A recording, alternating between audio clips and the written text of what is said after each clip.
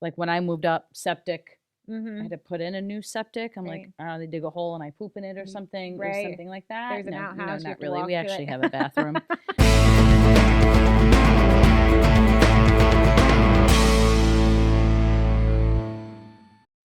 Do you get a lot of downstate buyers that kind of come up and poke around up here? Absolutely.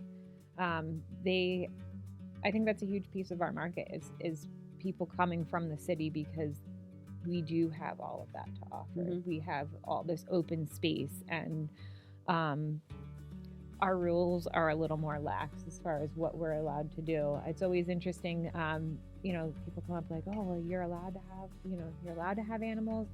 Do people care if I build here?" Or it's always like interesting. Like, no, you can garden and have all the chickens you want, and no one's going to say anything to you. So it's always makes me have a deep appreciation for where we are geographically, because not everyone is as fortunate as us No. to be able to just go out in their backyard and plant things or raise things and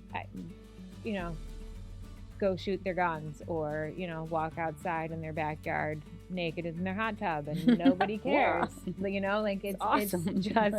it's just a different way of life up here, and I love bringing people up into this area and letting them experience that, because it's super freeing Mhm. to have your own little plot to do literally whatever you want.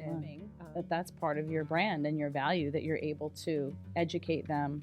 Right. On that. And I had my own learning curve of that, because I am from New Jersey and I moved up here, and it's a little bit of shell shock at first. It's really quiet. I think for like the first 2 months I lived up here, I slept with the TV on, because I just was like, there's no background noise here at all. Like the owls are freaky.